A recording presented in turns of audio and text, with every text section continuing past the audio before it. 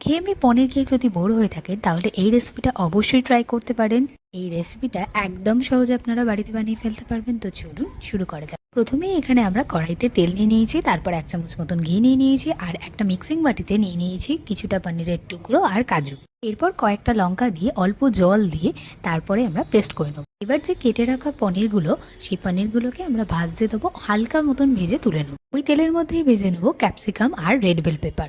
এবার কড়াইতে অল্প ঘি আর তেল দিয়ে এলাচ, দারচিনি আর জয়িত্রী দিয়ে দেবো, তারপরে দিয়ে দেবো আদা বাটা, পরিমাণ মতো নুন আর লঙ্কার গুঁড়ো দিয়ে ভালো করে নাড়াচাড়া করতে থাকবো। আর এটা থেকে যতক্ষণ না তেল ছাড়বে তার জন্য কিন্তু আমাদের ওয়েট করতে হবে। আর তারপরে যে পেস্টটা করেছিলাম সেই পেস্টটা আমরা দিয়ে দেবো তেল ছাড়লে তবে। এবার ওই মিক্সিং বাটিতে অল্প পরিমাণে জল নিয়ে তারপরে আমরা দিয়ে ভালো করে নাড়াচাড়া করতে থাকবো। এখান থেকেও যখন তেল ছাড়তে থাকবে তখন দিয়ে দিতে হবে ফ্যাটানো টক দই। আর ফ্যাটানো টক দইটা দিয়ে কিন্তু ভালো করে নাড়াচাড়া করতে থাকবেন। আর তারপরে দিয়ে দিতে হবে পনিরগুলো। পনিরের সাথে সমস্ত মশলাটা মিক্স করে নিয়ে দিয়ে দেবো দুধ, আর দুধ দিয়ে ভালো করে নাড়াচাড়া করে তারপরে দিয়ে দেবো ভাজা মশলা, গরম মশলা, আর সাথে ভেজে রাখা বেল পেপার আর ক্যাপসিকামগুলো। এরপর পরিমাণ মতন চিনি আর কাসুরি মেথি ছড়িয়ে 5 মিনিটের জন্য চাপা দিয়ে রাখবো, আর তারপরে নামিয়ে ফেলবো। আর এই রেসিপিটা যদি ভালো লেগে থাকে তাহলে চ্যানেলটাকে সাবস্ক্রাইব করে দেবেন। আর আপনারাও ভালো থাকবেন, সুস্থ থাকবেন।